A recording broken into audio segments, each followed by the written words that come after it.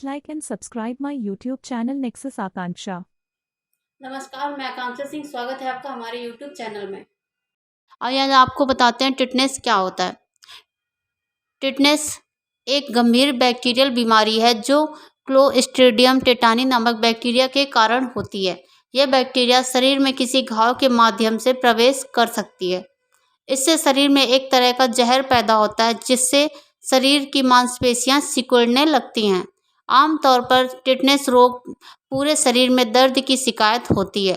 ये विशेष रूप से जबड़े और गर्दन की मांसपेशियों को प्रभावित कर सकता है, जिसकी वजह से मुंह खोलने या खाना निगलने में परेशानी हो सकती है। एक तरह से इसमें व्यक्ति का जबड़ा लॉक हो जाता है। यही वजह है कि इसे लॉकजा भी कहा जाता है।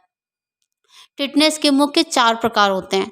जर्नलाइज्ड टिटनेस, यह टिटनेस का सबसे सामान्य रूप होता है। लगभग 80% मामले जर्नलाइज्ड टिटनेस के होते हैं। इस स्थिति का शुरुआती लक्षण जबड़े में ऐंठन होना, इसके अलावा इसमें गर्दन, शरीर का मध्य भाग यानी ट्रंक और जोड़ों की मांसपेशियों में ऐंठन और दर्द की शिकायत हो सकती है।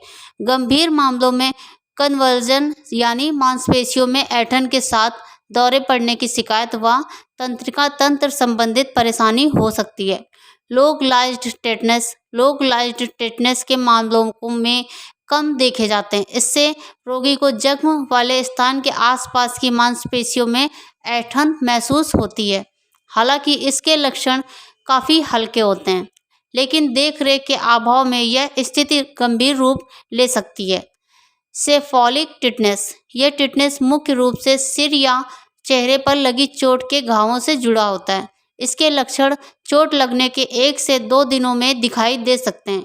यह स्थिति जर्नलाइज्ड टिटनेस से थोड़ा विपरीत होता है। इसमें मांसपेशियों में ऐंठन होने की बजाय मस्तिष्क से निकलने वाली तंत्रिकाएं, जिन्हें क्रेनियल नर्व कहा जाता है, इसमें लकवाग्रस्त जैसे समस्या होने की संभावना होती है। कुछ मामलों में जबड़े की मांसपेशियों में ऐंठन भी हो सकती है। यह भी आगे जाकर जर्नलाइज्ड टिटनेस का रूप ले सकता है। नियोनेटल टिटनेस, बच्चों में टिटनेस की समस्या को नियोनेटल टिटनेस के नाम से जाना जाता है। बच्चों में टिटनेस की वैक्सीन ना लगवाने का या टीकाकरण की सारी डोज ना दिलवाने पर बच्चों को इस संक्रमण की चपेट में आने की संभावना अधिक हो सकती है। टिटनेस के लक्षण, जैसे कि टिटनेस बैक्टीरिया घाव के माध्यम से शरीर में प्रवेश करता है। इसके लक्षण नजर आने में कुछ दिन लग सकते हैं, जैसे कि अचानक पेट व शरीर की अन्य मांसपेशियों में ऐंठन होना, पूरे शरीर में अकड़न महसूस होना, जबड़े में ऐंठन और अकड़न, लार टपकना, बुखार आना, ज़्यादा पसीना आना, हाथों और पैरों में ऐंठन होना, चिड़चिड़ापन, निगलने में परेशानी, बार बार पेशाब जाना, ब्लड प्रेशर बढ़ना, हृदय गति में परिवर्तन होना, सिर दर्द, दौरे आना। टिटनेस के कारण, शरीर में टिटनेस होने का मुख्य कारण क्लोस्ट्रीडियम टेटानी नामक बैक्टीरिया है। यह बैक्टीरिया मिट्टी, धूल, खाद आदि में मौजूद होता है। जब कोई घाव इस बैक्टीरिया के संपर्क में आता है तो यह शरीर में संक्रमण का कारण बन सकता है। धूल, मिट्टी, मल या थूक से घाव को दूषित होना, किसी नुकीली वस्तु जैसे सुई या कील द्वारा चोट लगने पर, जलने पर होने वाले घाव से टिटनेस का बैक्टीरिया शरीर में प्रवेश कर सकता है। दबने या कुचलने से होने वाले घाव, पुराने घाव और इन्फेक्शन से हो सकता है। नसों में दिए जाने वाले इंजेक्शन का इस्तेमाल करने पर, हड्डी में इंजेक्शन लगने की स्थिति बैक्टीरिया शरीर में फैल सकता है। ऑपरेशन के दौरान लगाया गया चीरे के जरिए, चोट की ऊपरी परत हटाने पर, कीड़े के काटने से, दांतों के संक्रमण के जरिए, कंपाउंड फ्रैक्चर जिसमें टूटी हुई हड्डी त्वचा को छेदती है। टिटनेस के जोखिम कारक क्या हैं?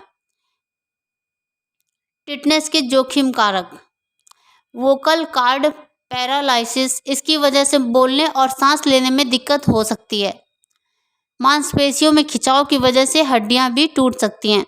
स्ट्रेस अल्सर, कोमा में जाना, हाई ब्लड प्रेशर, जोड़ों का खिसकना, पेशाब में रुकावट होना, निमोनिया की परेशानी, सांस लेने में परेशानी, फेफड़ों की रक्त वाहिकाओं में खून के थक्के अटकना, ऑक्सीजन की कमी से मस्तिष्क को नुकसान पहुंचना, मांसपेशियों को नुकसान पहुंचना, अचानक दिल की धड़कन रुकना, वायु मार्ग में अवरोध होना।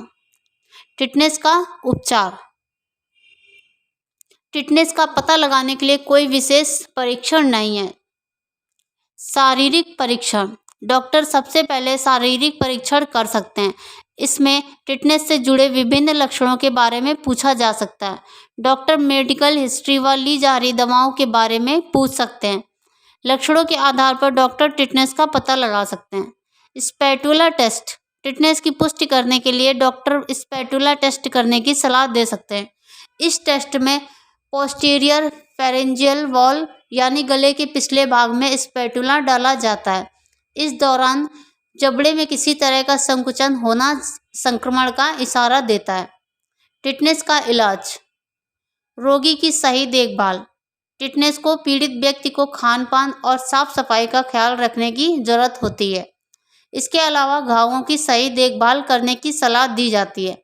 दवाओं द्वारा इलाज।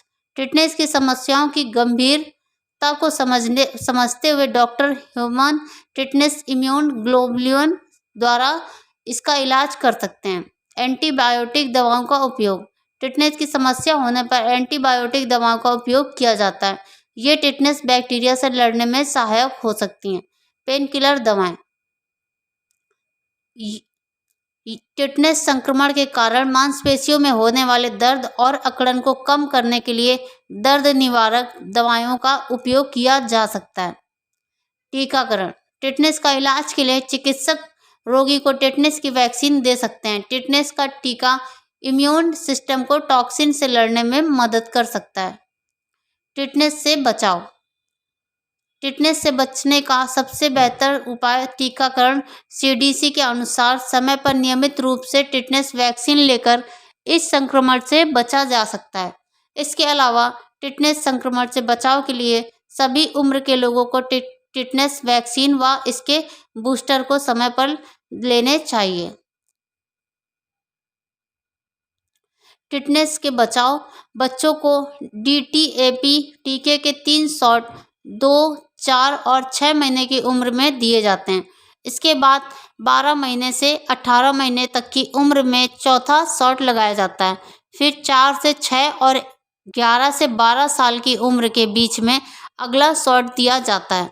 इसके बाद हर 10 साल में बूस्टर शॉट लेने की सलाह दी जाती है। घाव की देखभाल। टिटनेस संक्रमण से बचाव के लिए घाव की तत्काल और अच्छी देखभाल जरूरी है। घाव, खरोंच या त्वचा पर किसी तरह की मामूली कट होने पर प्राथमिक चिकित्सा में देरी ना करें। जुड़े रहिए मेरे चैनल पर। दूसरी वीडियो देखने के लिए सब्सक्राइब करें और बेल आइकॉन दबाना ना भूलें।